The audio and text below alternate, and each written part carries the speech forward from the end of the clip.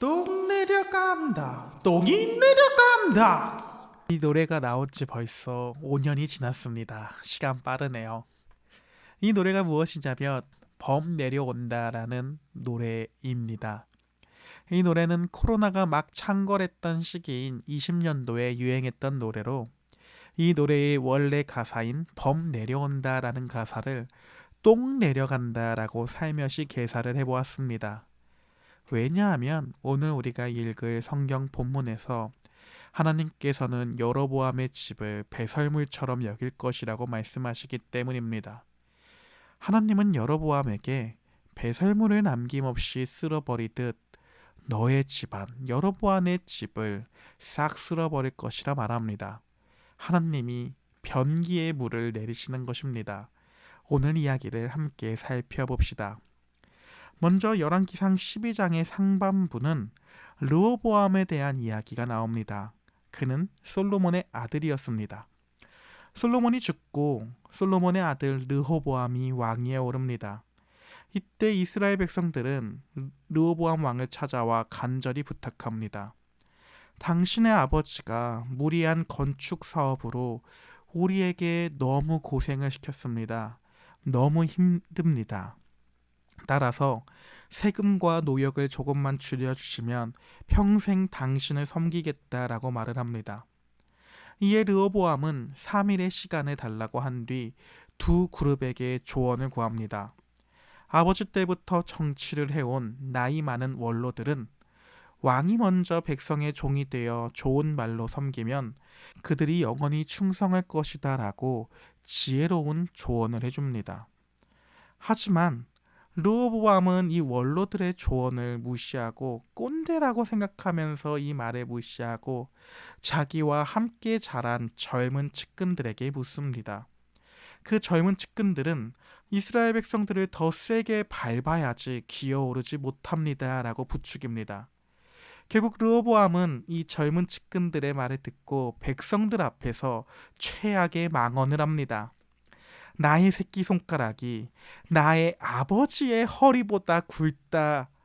나의 아버지는 채찍으로 너희를 때렸지만 나는 끝에 쇠조각이 달린 전갈 채찍으로 너희를 다스리겠다라고 말을 합니다. 이 꼰대 같은 독재 선언에 폭발한 10개의 지파는 우리가 다윗의 집안과 무슨 상관이 있냐라고 하며 르호보암 왕에게 완전히 등을 돌려버렸고 솔로몬의 신하였던 여로보암을 자신들의 왕으로 추대해서 북이스라엘이라고 하는 새로운 나라를 세워버리게 됩니다. 이때부터 이제 이스라엘은 통일 이스라엘이 아니라 북이스라엘과 남유다라는 두 개의 분열된 나라로 살아가게 됩니다. 결국 이와 같은 모습은 하나님을 제대로 섬기지 않은 이스라엘 백성들이 하나님의 심판을 받게 되는 이야기를 계속해서 살펴보게 될 것입니다. 이제 12장 하반부의 이야기입니다. 하루아침에 10지파를 다스리는 북이스라엘에 왕이 된 여로보암이 있습니다. 하지만 그는 치명적인 불안감을 가집니다. 왜냐하면 이스라엘 백성들이 1년에 3번씩 제사를 드리려고 남쪽 유다 왕국에 있는 예루살렘 성전으로 가야 했기 때문입니다. 따라서 여로보암은 백성들이 제사 드리러 자꾸 남쪽으로 내려가다 보면 다시 르호보암에게 마음을 빼앗겨서 나를 죽일지도 모른다라고 하는 두려움이 생겼습니다. 따라서 그는 정치적인 생존을 위해 정말로 생각도 하지 못하는 일을 저지릅니다. 예루살렘에 가지 못하게 하려고 나라의 북쪽 끝과 남쪽 끝은 베델과 단에다가 금송아지를 만들어 놓고 이렇게 선포하는 것입니다. 이스라엘 백성들아, 너희를 구원한 하나님이 여기 있다. 이제 더 이상 예루살렘에 갈 필요가 없다 라고 말을 하는 것입니다. 심지어 레위 지파가 아닌 자격이 없는 일반 백성을 돈을 받고 제사장으로 세워버리고 성직 매매를 해버린 것입니다. 그러면서 자기 마음대로 유월절이 아닌 가짜 절기를 만들어 버립니다. 철저하게 정치적으로 백성들의 눈을 가리면서 짝퉁 종교를 만들며 하나님을 멸시하기 시작하는 것입니다. 그렇게 12장의 이야기가 끝납니다. 13장에서는 이제 베델 제단의 저주와 두 선지자의 비극에 대한 이야기가 나옵니다. 하나님은 여로보암이 세운 이 짝퉁 제단에 분노하셔서 이 우상 숭배에 화가 나셔서 유다에서 한 선지자를 북이스라엘로 보냅니다. 선지자가 베델 제단을 향해 장차 다윗의 집에서 요시야라고 하는 왕이 태어나 이 가짜 제단을 박살낼 것이다 라고 저주합니다. 이때 마침 제단이 반으로 쩍 갈라집니다. 따라서 분노한 빡친 여로보암 왕이 저 새끼 잡아라 하고 손을 내밀었지만 그 순간 왕의 팔이 굳어서 여로보암 왕의 팔이 굳어서 마비되어 버립니다. 따라서 선지자를 향하여 나를 위해 기도해달라고 부탁을 하고 선지자는 다시 기도해 줍니다. 그러자 여로보암의 팔이 회복되는 기적이 일어납니다. 그러나 이 기적이 일어났음에도 불구하고 여로보암은 끝까지 하나님을 향해 회개하지 않습니다. 이때 이 선지자에게 베델에 살던 한 늙은 선지자가 다가와서 천사가 당신에게 밥을 먹이라고 했다며 거짓말을 합니다. 유다에서 온 선지자는 물도 마시지 말고 다시 돌아가라고 하는 하나님의 명령을 어기고 그 집에서 밥을 먹었다가 돌아가는 길에 실제 동물 사자에게 물려 죽는 비극을 맞이합니다. 하나님의 말씀은 왕이든 선지자이든 누구도 가볍게 여겨서는 안 된다라고 하는 무서운 경고를 13장에서 보여주고 있는 것입니다. 14장에서는 결국 두 왕의 비참한 결말, 똥이 변기 아래로 내려가는 그러한 결말을 보게 됩니다. 결국 여로보암의 집안은 끔찍한 심판이 떨어지게 됩니다. 그의 아들이 병듭니다. 따라서 여로보암은 아내를 변장시켜 이전에 자신에게 왕이 될 것이라고 예언해 주었던 선지자 아히야에게 보내지만 아무 소용이 없었습니다. 아히야 선지자는 너가 금송아지 우상으로 하나님을 등 뒤로 버렸으니 너의 집안을 거름더미 쓸어버리듯 멸망시킬 것이다 라고 저주합니다. 한마디로 변기물을 내려버리겠다 라고 말씀하시는 것입니다. 따라서 이 예언대로 아들은 죽고 여로보암의 가문은 훗날 비참하게 몰락하게 될 것입니다. 그렇다면 남쪽 유다의 르호보암은 좀 달랐을까요? 솔로몬의 아들인 르호보암은? 전혀 아닙니다. 똑같습니다. 유다 백성들 역시 산마다 신당, 온갖 우상을 세우고 동성의 창기들을 두며 타락의 끝을 달립니다. 결국 하나님이 보호막을 거두시자 애굽의 시삭 왕이 쳐들어와 왕궁과 성전을 약탈합니다.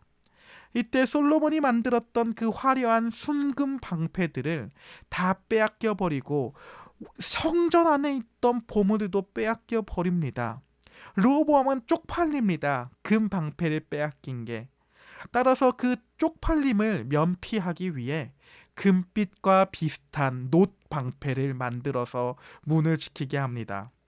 진짜 황금은 다 빼앗기고 겉멋만 남은 짝퉁 놋 방패로 겨우 체면 칠해만 하는 초라한 신세로 전락해버린 것입니다. 그렇다면 이렇게 나라가 반토막이 나고 짝퉁 종교가 판을 치며 금 방패가 놋 방패로 전락해버린 이 비참한 역사 속에서 우리는 어떻게 예수 그리스도를 발견할 수 있을까요? 첫째로 무거운 멍에를 지우는 가짜 왕 대 참된 힘을 주시는 진짜 왕 예수님입니다. 르호보암은 백성들을 향해 나는 전갈 채찍으로 너희의 멍에를 더 무겁게 하겠다고 선언합니다. 타락한 인간의 권력과 세상의 성공 방식은 늘 이렇습니다. 우리를 쥐어짜고 더 경쟁시키고 더 무거운 스펙과 짐을 짊어지게 만듭니다. 하지만 우리의 진짜 왕이신 예수님은 전혀 다르게 말씀하십니다. 수고하고 무거운 짐진 자들아 다 내게로 오라. 내가 너희를 쉬게 하리라. 내 멍에는 쉽고 내 짐은 가벼움이라 라고 말합니다. 예수님은 우리를 짓밟고 군림하는 왕이 아니라 우리의 가장 무거운 죄의 짐과 사망의 멍에를 예수 스스로 직접 십자가에서 대신 짊어지심으로 우리에게 참된 자유와 쉼을 주시는 완벽한 사랑의 왕이십니다. 두 번째로는 나의 입맛대로 만드는 금송아지와 유일한 생명의 길이신 예수님입니다. 여로보암이 금송아지를 만든 이유는 단 하나, 자기 자리, 즉 자기의 왕권을 지키기 위한 불안감 때문이었습니다. 하나님이 주신 은혜의 언약, 아히야 선지자에게 약속받은 하나님이 준 은혜의 언약을 믿지 못하고 나의 편의대로 예루살렘 성전을 대체할 가짜 하나님을 만들어낸 것입니다. 이는 우리가 가진 우상 숭배의 습성을 잘 보여줍니다. 오늘날 우리 안에도 이런 금송아지가 있습니다. 나의 성공을 위해, 나의 편의를 위해 적당히 타협하며 내가 조종할 수 있는 신을 우리는 만드는 것입니다. 그러나 구원의 길, 하나님께 가는 길은 우리가 고안할 수 있는 것이 아닙니다. 인간이 만들 수 있는 것이 아닙니다. 오직 내가 곧 길이요 진리요 생명이라고 말씀하신 예수 그리스도 한 분만이 우리가 하나님 아버지께로 나아갈 수 있는 유일하고 참된 성전이시자 영원한 중보자가 되십니다. 세 번째로 짝퉁 놋 방패를 버리고 영원한 영광이신 예수님을 붙잡아야 합니다. 이집트의 시삭의 침공으로 솔로몬의 찬란했던 황금 방패를 다 빼앗긴 르호보암이 있습니다. 그는 하나님 앞에서 자신의 잘못을 회개하고 하나님께 엎드리는 대신에 구리로 만든 짝퉁 놋방패를 들고 마치 아무 일도 없는 척 왕의 체면을 세웠습니다. 이것이 바로 십자가가 없는, 은혜가 없는, 복음이 없는 종교인의 비참한 모습입니다. 내면의 진짜 생명과 은혜, 그 모든 것은 다 잃어버렸으면서 주일마다 그럴싸한 종교적 행위와 직분이라는 놋 방패를 들고 경건한 척 포장하고 있는 것입니다. 썩어 없어질 세상의 금과 짝퉁 놋 방패를 내려놓읍시다. 하나님 앞에서 이것들은 다 필요가 없는 것들입니다. 오직 우리에게 필요한 것은 흠 없고 점 없는 어린 양 예수 그리스도의 보배로운 피로 덧입혀 주시는 썩지 않는 영원한 영광만 필요합니다. 사랑하는 여러분, 우리의 삶이 지금 르호보암의 무거운 채찍 아래에 있는 것처럼 세상이 요구하는 무거운 멍에에 짓눌려 있지는 않습니까? 그것 때문에 지쳐 있지는 않습니까? 아니면 여로보암처럼 나의 불안감을 달래려고 나만의 금송아지를 꼭 쥐고 있지는 않습니까? 혹은 은혜를 다 까먹은 채 겉보기만 그럴싸한 놋방패로 신앙생활을 포장하고 있지는 않은지요? 인간의 정치는 분열을 낳고 인간의 욕심은 결국 짝퉁을 만들어낼 뿐입니다. 따라서 오늘 하루, 오늘 성경 말씀을 묵상하며 가짜 놋방패와 금송아지를 과감하게 박살내 버리십시다. 하나님이 여로보암의 집안을 배설물처럼 여기며 변기물에 내린 것처럼 말입니다. 그렇게 우리의 모든 무거운 짐을 대신 지시고 십자가에 피 흘려주신 참된 왕 예수 그리스도의 안으로 달려갑시다. 변기의 안이 아니라 예수 그리스도의 안으로 달려갑시다. 그렇게 세상이 줄 수 없는 진짜 평안과 쉼을 누릴 수 있는 오늘 하루 그리고 주말들이 될 수 있기를 예수님의 이름으로 기도하고 축복합니다. 화이팅입니다.